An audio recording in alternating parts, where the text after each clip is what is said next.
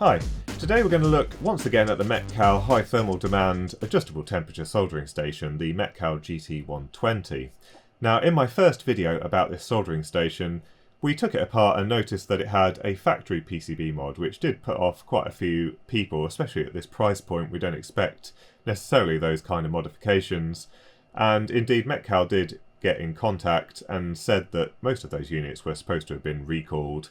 I got mine from Farnell, but for whatever reason that was still an early version. So they've sent me a unit to exchange, and this is in fact the newer version that should have a new PCB in it that doesn't have all of those modifications. So if you were to buy one now, you should get one of these. So we'll have a look inside and see what the differences are. Also, I think when I published my review on this, I had exclusively been using the Metcal MX5200 soldering station, and as we've seen, it is pretty much unsurpassed in terms of performance. We've not really seen any soldering station coming that close, and so I was probably expecting pretty good things from this, probably exceeding the performance of that, given that it's 120 watts rather than the 80 watts of the RF soldering station. But actually, having reviewed all of these other stations over the past few months, it's very apparent that this is actually an extremely capable station, and I was probably a little bit heavily critiquing its performance. Now, there are still a few things that I don't like about it. Firstly, the performance when using the heater and then the various tips that go on the top. The performance isn't quite there when compared to an all-in-one cartridge, but that is to be expected. The idea is that you can have a very wide selection of tips for quite a low investment by using this separate heater and tip cartridge. However, as we found, if you do want the maximum performance, you can still buy these cartridges, which is a really nice point, because we have the option of either going for a lower cost setup with lots of different tips at a low price, or we can go for the high performance and just get a bunch of these cartridges, and we'll know that we'll be able to deliver some of the highest power into our soldering joints. The other possible critique that I do have about this station, partly exacerbated at the moment by the parts shortage and everything that's going on, but there are obviously fewer cartridges available at the moment, and that's also partly due to the fact that this is still quite a new soldering station. But when you look at the cartridges available for the MX station, or even some of the competitors like the JBC C245s, there's absolutely masses of cartridges available for those. There's still quite a limited range of these at the moment, and some of these are quite difficult to get hold of. But I think if we were able to get more of the specialist types, so the ones more suited to specific SMD tasks, then that would really put this as a competitor against some of the other soldering stations out there. So anyway, let's have a look inside the unit and see what the differences actually are.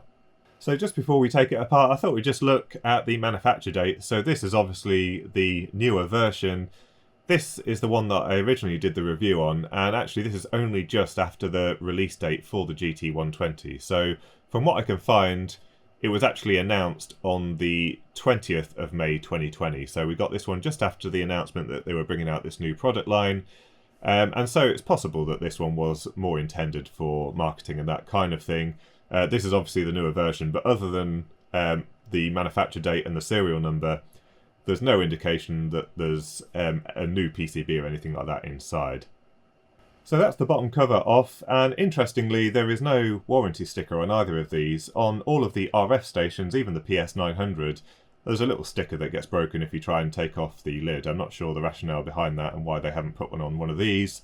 But anyway, you can see that there is definitely a difference in the PCBs, because there is a capacitor here on the old version that now no longer exists on the newer PCB. And also, a quick correction to my previous video, these inductors are actually part of the RF heating. I wasn't sure whether it was an RF or a plain resistive heater in my first video, but it obviously is an induction heater, and in fact there are plenty of patents that you can read. You can go on Google Patents and search for Oki Metcal, and you will find all the patents, including the one about this device, that goes into quite a bit of detail about how it works. You might need to use the translate option because it's done in Chinese, but they've got a lot of detail about these units. So with the covers off, you can see obviously this is the version with the modification. Last time I'd assumed that this was just a little isolated DC to DC converter because it looked like one of those packages. I didn't read the details, but it's actually a little Hamlin read relay, which means that they needed to disconnect something from the iron port. Now, I was having a little think about this. I haven't traced out the electronics, but from what I can see, this looks to be to do with the temperature sensing on the iron. And I was thinking about how it would have got to this point without this modification where you needed to disconnect something. And as far as I can see, like while I use it, I can't hear this relay clicking at all. However, this station does support hot swapping, or at least you can disconnect the cartridge should you want to from the handpiece while it's turned on. And I'm wondering what actually happened is they'd done all the testing previously with an iron connected and it was all fine. And then when they sent it out for testing with various people, they then found a way to break the system. And it kind of makes sense that the actual heating element can run anywhere up to 48 volts, probably higher because it's a resonant LC circuit. But this unit is provided with a 48 volt power supply.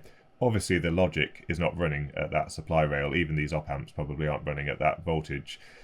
So possibly what happens is when you remove the cartridge, you can end up with a higher voltage into these op amps than you'd originally intended the design to be for. And if you look at the PCB, you can see there's some additional electronics around here that doesn't exist here. So it possibly makes sense that it's something to do with that. Now if we look also, we can see the revision here is AX8, which is quite an odd designator. I can imagine revision A, revision B, revision C as we got here. This kind of does suggest it is an early version, possibly one that was prior to mass production or something like that, I don't know, but just an odd designator there. Now possibly further supporting that point, this one was actually made in the 49th week of 2019, so 6 months before the product was even announced, so a very early version of this PCB. This one obviously made in the 2nd week of 2021. And as far as I can see, everything else at the top of this PCB is absolutely identical. Still got the same PIC 32 that's running this entire thing. So the only differences appear to be down here at the bottom of this board. Now that capacitor that I noticed was missing earlier on is associated with this DC to DC converter down here. Now this is based around a Texas Instruments TPS 54360, which is a step-down converter with an input range all the way up to 60 volts. Now given that this is supplied with a 48 volt power supply, it makes sense that this is being fed from that power supply and then supplying some of the local electronics down here. Now it looks like they've realised that that is no longer needed and they've just supplied everything from the same DC to DC converter at the top of the board here, which is still the same part, the TPS 54360, with a little linear regulator tapped off the end, presumably for the 3.3 volt logic that's on the PCB. And one other change that you can see is in fact that read relay has now got a permanent position on the PCB.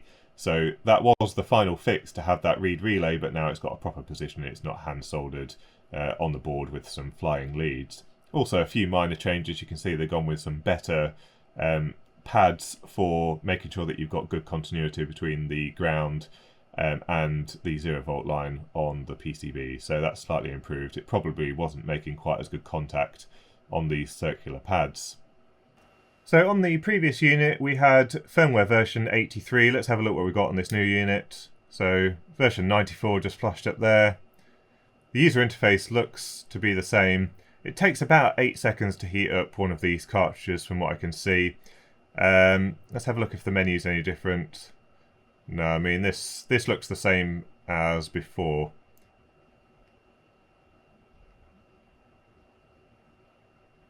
We've got an offset there so that we can adjust the calibration. Brightness, so the normal brightness and the brightness when it's in sleep mode, I do tend to turn that down just slightly. Password, language, no, so that's the same. Temperature, so still the same menu. So probably they've just fixed, either they've improved some of the control loop stuff or maybe some instabilities. I would assume that the cartridges are kind of handled parametrically.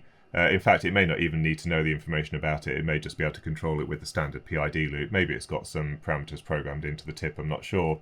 But I would imagine that even if they release new tips, you wouldn't need to update the firmware version to use those. So nothing really that different that I can see in terms of the user interface. It does work quite nicely. I know a few people didn't like the LCD, particularly the blue and white colour choice, but it's quite inoffensive actually, and you don't really need to look at the display anyway. I tend to have it just sitting towards the back of the bench out the way.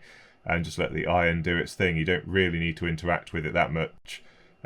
Because it's got quite a high thermal capacity and high power, you tend to just be able to leave it at one temperature and it just works for everything, unless you're doing something very specific, like you need a specifically low temperature, or you know that you need extra power and you might just want to bump up the temperature a little bit.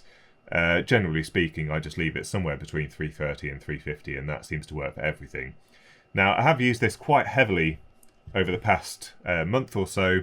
The tip itself is looking pretty good. I have seen much worse from other vendors, even after just a week of use, and this has been used quite heavily over the past month or so, and it's not really showing any signs of use. One thing that is recommended, which I've started doing now, I didn't previously, but don't use tap water on your sponge. What that can do is that can cause the tip to oxidize very quickly. Just get yourself a bottle of deionized water and keep it at the bench, specifically for the purpose of cleaning your sponge, and hopefully that should extend the life of the tip. So let's have a little go at some soldering, and we've got a aluminium PCB. Now, since we're talking about aluminium PCBs, now's a good chance to mention my video sponsor, JLCPCB, who more recently enabled the option of having aluminium PCBs manufactured at an extremely low cost. So 1.6mm boards up to 100 by 100mm in size. You can get 5 of them made for just $2, which is absolutely incredible. So now you can get your high-powered LED and other projects made on aluminium PCBs for an extremely low cost. And also worth mentioning, more recently they've added the ability to get your parts 3D printed, and we will be testing this in a future video to see what the quality actually looks like. Now, whilst we're mentioning things, we have got some UK-made solder wire here. I recently ordered a couple of different types of solder from Chris Ward at Solder King, and you can actually buy this solder wire now from Kaisertech, which I've got a link for in the description down below, as well as discount code. But they sell all the different types of solder wire. I've got here some lead solder wire because it's for, just a home project. I don't need the lead free for this particular one, but in a future video, Chris very kindly sent me a whole bunch of different types of lead free for a very specific purpose. So we'll look at those in a future video, but we're going to be using this lead 6040 solder wire, and we're going to test first of all with this 1mm tip on the soldering iron. Now, this might be quite a challenge. The 1mm tip onto such a big piece of aluminium is, asking quite a lot, but then after that we'll see how the more appropriate 5mm tip works on this PCB.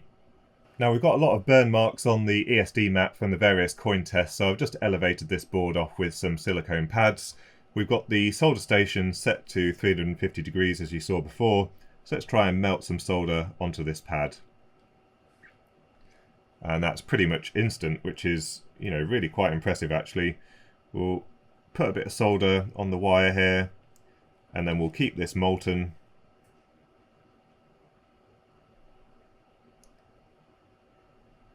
And there we go, absolutely no problem soldering that wire onto there. Right, so we've now got the 5mm chisel instead. Let's see how that flows.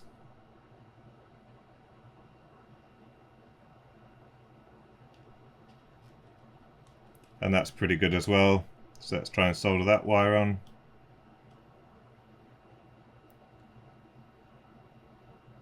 No problems there, as you can see. Sorry if there's a bit of background noise. I've turned the solder extractor on.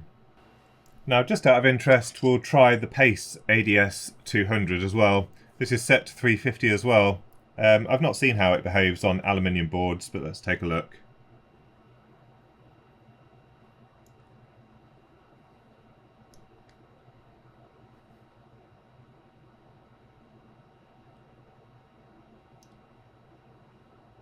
So it's not quite wanting to take to the board just there.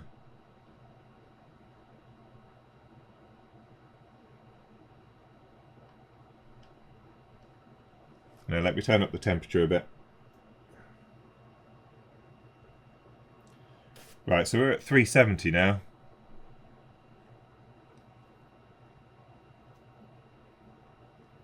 And that's a bit better at 370. Just tin this wire.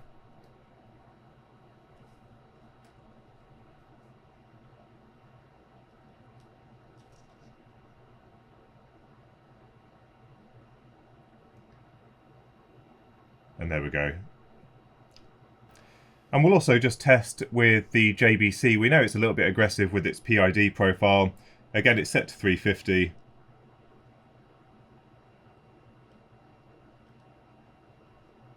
And actually that did struggle a little bit at 350 degrees C. Let's just tin this wire. I think we might need a bit more solder here.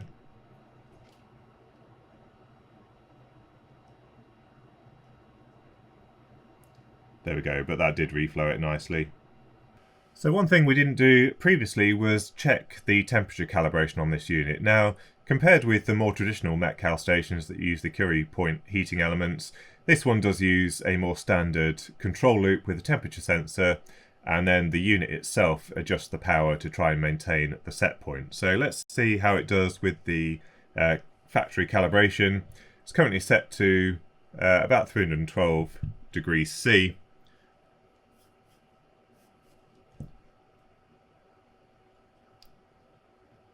We'll try and make sure we get a good connection there.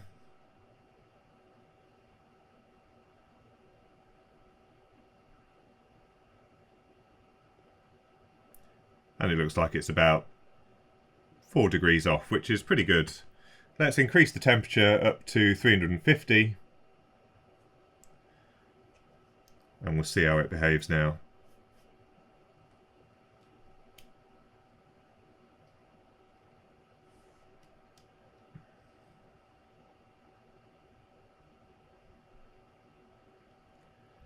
Yeah, pretty close, just a couple of degrees off. So that looks like it's doing its job.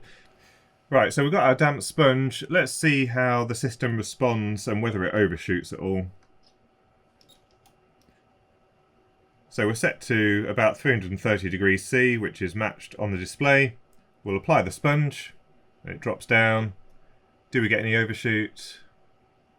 No, it looks like it climbs quite gracefully. Let's try one more time. Yeah, no offshoot whatsoever. So that's really quite good behaviour there. Certainly got no problems with that.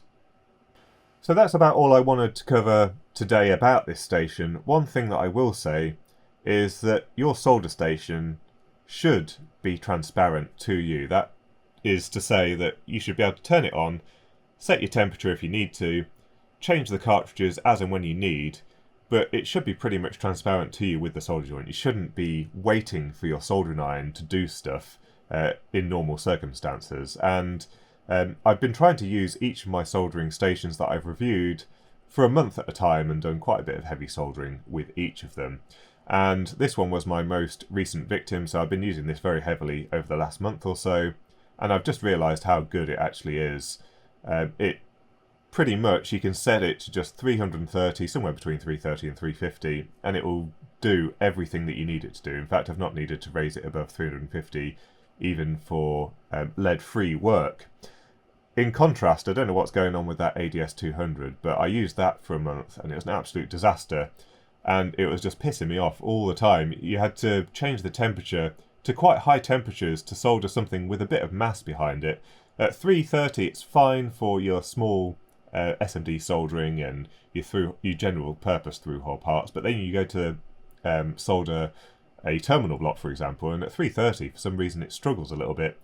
And the really puzzling thing, which is why I don't know if I've got a broken one, is that when you're trying to dump loads of heat in, it's not actually powering that heater up at full power. So we know the capability's there, but for some reason it's throttling things back. So I don't know what's going on with that ADS200, but I just don't get on with that one. The JBCs and everything work as you'd expect. So actually this one is pretty competitively priced in that market, and I think really just what they need to work on is the tip availability and adding more cartridges to the range. If you look at the JBC range and even the MX range of cartridges, there's a whole plethora of different types, including the specialist SMD removal tips, that kind of thing. And the type that I do quite like is the one with the curved tip at the end. It means that you can get into solder joints quite easily. I didn't see any there yet, but as I said, it's still fairly new to the market, and it does take time for the product line to evolve to cover the additional niche type areas. But it does seem to work quite nicely. Got no complaints with it. So I hope you found the video useful. If you've got any thoughts or comments or suggestions about the solder station or about the channel in general, feel free to leave them in the comments section down below. I really enjoy reading your responses. A big thank you to all my Patreon supporters who are really helping to support the channel. There's a link in the description down below, and there's also a join button if you want to use YouTube's method of supporting the channel. Thank you to Metcal for reaching out and replacing the original solder station, and also don't forget to visit JLCPCB if you're thinking about getting some boards made. There's also a discount code in my YouTube About page for JLCPCB if you want to use that. So anyway, thanks for sticking with me, and until next time, thanks for watching.